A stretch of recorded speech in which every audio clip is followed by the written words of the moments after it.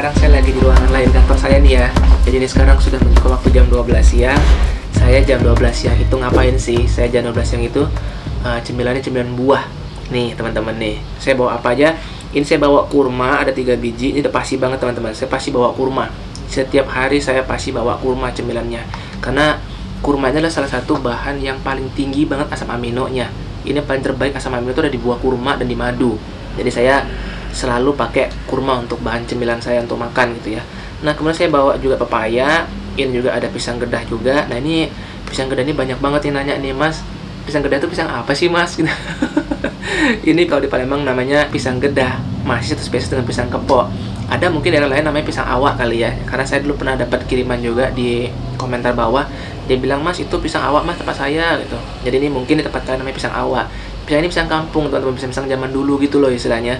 Jadi mungkin tempat kalian mungkin ada berbeda-beda kan nama-namanya ya. Tapi yang jelas jangan mengkonsumsi pisang yang Ambon, yang panjang-panjang. Dulu saya pernah buat loh itu videonya. Makanya kalian tuh harus subscribe, ya nggak subscribe biar kalian selalu up to date, biar kalian selalu paham gitu apa yang saya bahas. Jangan nanti udah saya buatin videonya, tiba-tiba nanti kalian di kolom komentar nanya lagi, Mas itu apa Mas? Mas itu beli di mana Mas? Mas itu menggunakan apa Mas? Jadi saya pun juga kadang-kadang bingung juga gitu membalasnya, berulang-ulang itu aja gitu loh. Jadi kalau bisa kalian subscribe nih channel saya, biar setiap kali ada video baru kalian bisa nyambung, kalian bisa ngerti gitu apa yang saya bahas gitu ya. Oke teman-teman, saya juga sangat menyarankan banget kalian ini harus konsumsi pisang ya teman-teman ya. Pisang ini tinggi banget kandungan magnesiumnya. Untuk apa sih magnesium itu? Magnesium itu bisa untuk mengurangi kadar stres kita. Magnesium itu bisa menurunkan mood kita yang jelek, lagi temperamen, lagi emosian, lagi kesel. Kalian makan deh nih pisang. Jadi misalnya ada kandungan magnesiumnya yang bisa untuk menurunkan kadar stres kita, menurunkan kadar emosi kita, mood kita lagi jelek, lagi marah-marah. Kalian makan deh nih pisang nih ya. Jadi kalian nggak usah lagi perlu vitamin apa tuh namanya itu ya, kalmak zinc ya, kalsium, magnesium, sama zinc ya. Jadi ya udah kalian nggak usah beli vitamin itu lagi. Cukup makan pisang ini, magnesiumnya dapat, vitamin B-nya dapat, vitamin C-nya dapat, dan juga vitamin yang lainnya bisa kalian manfaatkan khasiatnya teman-teman. Oke gitu teman-teman ya. Jadi sekarang saya jam 12 siang, ingat ya, saya makan buah-buahan. Nah teman-teman, di jam 3 sore ini saya makan siang nih teman-teman, makan berat nih. Jadi ini menu yang sama juga, ada sayur-sayurnya. Ini juga saya tambahin lagi ada soto, ada ayamnya, terus juga telur rebus, dan juga ada sedikit nasi putih. Nah ini saya makannya di mobil. Jadi saya ini mengakali, mensiasati, karena ini kan jam 3 sore bukan jam istirahat kantor kan. Jadi kayaknya agak nggak enak juga sama teman-teman yang lain kalau saya makan di kantor. Wah Fred kok makan terus nih kan gitu kan. Jadi agak nggak enak juga. Jadi ini cara saya untuk mensiasati bagaimana saya bisa tetap makan di luar jam istirahat kantor. Nah juga teman-teman juga bisa ya ikutin cara ini ya. Kalian juga bisa makan di kendaraan, di mobil, atau kalian bisa makan di locker, atau kalian bisa nyari di ruangan kosong yang nggak ada orangnya. Jadi kalian bisa mensiasati untuk bisa makan siang di sore hari ini gitu ya. Nah saya makan siang saya udah pasti nih jam 3 nih. Saya nggak pernah ngaret, saya nggak pernah lewat. Jadi saya harus tertib banget makan jam 3 sore. Nah ini pun juga teman-teman bisa nih buat kalau seandainya kalian merasa nggak bisa bawa bekal di rumah, makan di rumah, kalian mengharuskan jajan makan di luar, kalian bisa pesan menu soto ini. Kan soto ini kan banyak rempah-rempahnya kan, ada kunyitnya, ada ayam rebusnya juga disuwir, dan juga ada bawang putihnya, ada pokoknya macam-macam lah rempah-rempah yang lain kan di sini gitu. Jadi ini salah satu makanan yang bisa kalian makan kalau kalian lagi makan di restoran. Kalian bisa pesan soto atau enggak sop. Ini aman banget untuk lambung. Jadi kalian nggak usah bingung teman-teman ya kalau jajan di luar. Tapi ya tetaplah, sebagus-bagus jajan di luar, lebih bagus lagi masakan rumahan. Karena kita kan bisa untuk mengontrol bahwa oh ini nggak pakai penyedap rasa loh, oh ini makanannya aman loh. Kalau seandainya kita jajan di luar kan kita nggak tahu tuh, takutnya nanti dikasih penyedap rasa, takutnya dikasih bahan pengawet, takutnya ya macam-macam lah kan. Jadi lebih baik kita masakan di rumah aja, itu relatif lebih aman teman-teman ya. Nah jadi ingat teman-teman ya, saya jam 3 sore ini saya makan siang nih, makan berat, makan nasi, makan sayur dan lauk pauknya. Jangan nggak makan, jangan sibuk kerja terus, jangan sampai kelaparan baru makan tuh, jangan banget. Kalian harus tertib pola makannya teman-teman ya. Oke? Nah, saya sekarang lagi dalam perjalanan mau pulang ke rumah. Ini waktu menunjukkan jam 5 sore, udah pulang kantor. Jadi sembari dalam perjalanan pulang ke rumah, saya ngapain aja sih? Saya makan apa sih? Nah, ini saya di mobil, saya nyemil buah lagi teman-teman nih, jam 5 sore. Tuh, saya makan kurma lagi 3 biji. Kemudian saya makan lagi pisang gedah 2 biji. Ini nggak mutlak ya teman-teman ya, ini bisa ganti-ganti. Kalian bisa pakai papaya, kalian bisa pakai semangka, melon, ataupun juga pir, ataupun juga apel merah. Jangan apel hijau ya. Kemudian juga kalian bisa pakai buah naga. Pokoknya macam-macam lah. Setiap harinya kalian ganti-ganti aja menunya. Nah, Kenapa nih saya jam 5 sore ini harus makan? Karena saya dulu punya pengalaman, begitu saya pulang ke rumah, langsung mandi, langsung bersih-bersih, terus sholat maghrib. Kadang pada saat sholat maghrib tuh perut saya lapar banget gitu loh. Perut saya keroncongan banget tuh, jadi kayak timbul sensasi gitu ya, kayak mau kumat gitu ya. Akhirnya saya ibadahnya nggak khusyuk. Akhirnya saya sholat maghribnya jadinya kepikiran sensasi gitu. Nah jadi sekarang saya akal-akalin, jam 5 sorenya saya harus makan nyemil buah lagi, agar nanti malam pada saat sholat maghrib udah enak nih perut nih, udah kenyang nih perut nih, udah mantap. Oh iya, saya baru ingat ya teman-teman nih, jam segini saya juga minum konsumsi rempah rimpang nih, selalu saya bawa kemana-mana nih. Jadi saya konsumsi ini udah dari jam 12 siang tadi ya gitu, ini udah agak mulai, udah saya minum soalnya tadi. Jadi saya minumnya dari jam 12 tadi sampai ke sore saya minum. Pokoknya rendam dulu 6-8 jam, baru kalian boleh konsumsi teman-teman. Ada juga cara lain, begitu kalian selesai memasaknya, tunggu sampai hangat, campur madu, baru boleh diminum. Itu juga bisa, sama aja kok. Tapi saya pribadi, saya lebih senang dibuat kayak infus water. Saya rendam dulu 6-8 jam, karena saya punya pemikiran kalau cara itu lebih terekstrak sempurna gitu ya, istilahnya ya, kandungan-kandungan dari rempah rimpang tadi gitu ya. Jadi semuanya terekstrak dalam air. Jadi saya jam segini di mobil sambil nyantai, saya minumlah rempah rimpang. Ini banyak juga loh teman-teman sekalian nanya, Mas, kapan sih diminum rempah rimpangnya, Mas? Kapan sih waktu yang pas untuk diminum? Itu bebas, nggak ada aturannya. Kalian boleh siang, sore, ataupun malam, itu terserah kalian. Asal jangan lebih dari 12 jam. Karena kalau 12 jam itu sudah agak kurang bagus lagi kualitasnya. Gitu teman-teman. Jadi bebas ya, minumnya kapan aja boleh. Saya nggak perlu ngulang-ulang lagi di kolom komentar. Oke teman-teman, saya jalan dulu nih. Ntar malam kita lanjut lagi ya.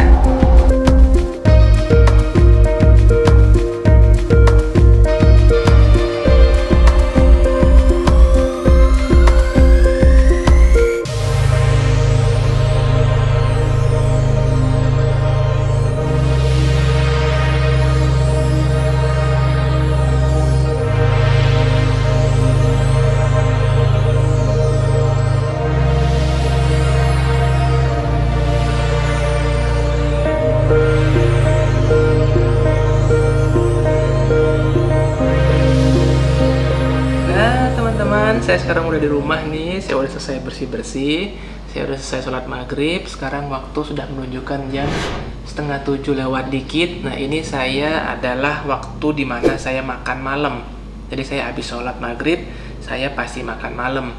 Nah apa yang saya makan pada malam hari ini? Alhamdulillah Allah berikan saya rezeki. Di sini ada bayam, kemudian di sini juga ada kemangi, ada kacang panjang, ada tahu goreng, ada ikan bakar, dan juga ada sambal cabai juga. Nah ini saya mau ngejelaskan yang pertama-tama itu adalah ikan bakar teman-teman nih. Ini kalau kalian merasa takut untuk digoreng, kalian bisa untuk dibakar. Ikan bakar, ayam bakar itu adalah relatif aman banget untuk lambung. Karena kalau digoreng biasanya ada reaksi tuh pada lambung kita. Nah ikan ini pun juga teman-teman ada macam-macamnya nih. Ada yang bisa dimakan, ada yang nggak bisa dimakan. Terutama ikan laut. Ikan laut itu ikan laut atas kita nyebutin ya, karena ikan laut atas itu banyak mengandung tembaga dan banyak unsur lainnya yang tidak cocok untuk lambung kita. Jadi teman-teman kalau bisa makan ikan, jangan makan ikan laut atas ya, ikan laut yang habitat itu di atas gitu loh, bukan di dasar laut ya.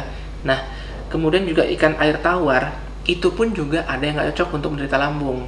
Ikan seperti apa sih? Ikan yang seperti kayak patin, ikan baung, ikan bawal. Nah itu tidak cocok untuk penderita penyakit lambung, karena ikan tuh ada jenis kayak kelenjar minyaknya ya, kelenjar lemaknya gitu loh. Coba deh teman-teman perhatiin deh, ikan-ikan seperti itu kayak ada lemaknya gitu loh. Nah itu sehabis makan begitu pasti lambung gak enak banget nih. Nah jadi saya menyarankan kalau bisa teman-teman kalau mau aman konsumsilah ikan tawar seperti ini, kayak nila, gurami, lele. Nah itu aman banget tuh insya Allah teman-teman, karena nggak ada lemaknya, karena juga dia ikan tawar juga.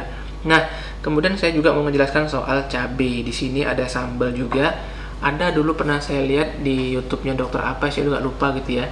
Beliau mengatakan bahwa tidak ada unsurnya lambung kumat gara-gara pedas, gara-gara cabai. Cabai ini hanya ada sensasi panas aja, bukan untuk menaikkan asam lambung. Tapi ya tetap saya pribadi nggak berani gitu pas lagi saya masih parah-parahnya. Saya menjauhkan yang namanya pedas-pedasan. Jadi saya lebih baik, lebih aman tuh ngerasa makan yang bening-bening seperti ini, rebus-rebusan gitu loh. Jadi saya dulu saya nggak berani banget makan yang cabai-cabai. Nah kemudian saya mau ngejelasin ini kemangi teman-teman. Ini kemangi ini untuk menetralkan asam lambung. Ini bagus banget untuk menetralkan asam lambung. Jadi kalau kalian lagi makan ayam penyet, pecel lele, atau ada unsur-unsur apapun yang menimbulkan asam lambung naik seperti kayak makan cabai gini ya, kalian netralisirkannya dengan cara memakan kemangi ini. Ini bagus banget untuk kesehatan lambung kita, untuk menetralisir asam lambung kita juga. Nah, ini sebenarnya saya juga ada timun nih sebenarnya teman-teman, tapi timun lagi kehabisan. Timun tuh juga bagus banget untuk menetral asam lambung. Bisa kalian buat jus, bisa kalian rendam menggunakan air buat infus water, dan manfaat timun sendiri pun juga baik banget untuk kulit kita. Jadi biar kulit itu lebih seger, lebih merona, nggak kusam gitu ya, nggak kering. Jadi kalau teman-teman punya keluhan kulitnya kering, kalian bisa mengkonsumsi timun, bisa dibuat jus, bisa dibuat infus water gitu, direndam gitu ya. Nah, inilah teman-teman yang saya makan setiap harinya, tapi yang nggak begitu juga tiap harinya, saya ganti-ganti ya. Jadi yang penting saya mau ngasih tahu kepada kalian bahwa saya setiap harinya nggak pernah makan yang aneh-aneh. Saya setiap harinya nggak pernah makan yang cepat saji, junk food, atau apapun. Ini makanan semua biasa gitu loh, makanan yang gampang banget ditemuin, gampang banget tuh dibuat. Bukan seperti kayak orang-orang makanan, wah Mas Freddy ini makannya mahal-mahal nih, Mas Freddy makannya yang sehat-sehat tapi mahal nih. Enggak teman-teman, ya beginilah saya makan sehari-harinya gitu loh. Makan sayur-sayuran, pasti ini ya setiap hari ya. Makan sayur-sayuran, makan buah-buahan.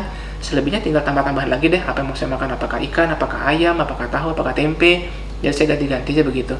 Tapi saya nggak pernah tuh yang namanya makan-makan yang cepat saji, makan yang kemasan, bahan-bahan kimia, mie segala macam. Itu nggak pernah banget, jarang banget. Karena saya ngerasa bahwa nggak tahu ya, mungkin udah jadi habit kali, mungkin udah jadi kebiasaan makan yang sehat-sehat seperti ini, makan sayur, makan buah.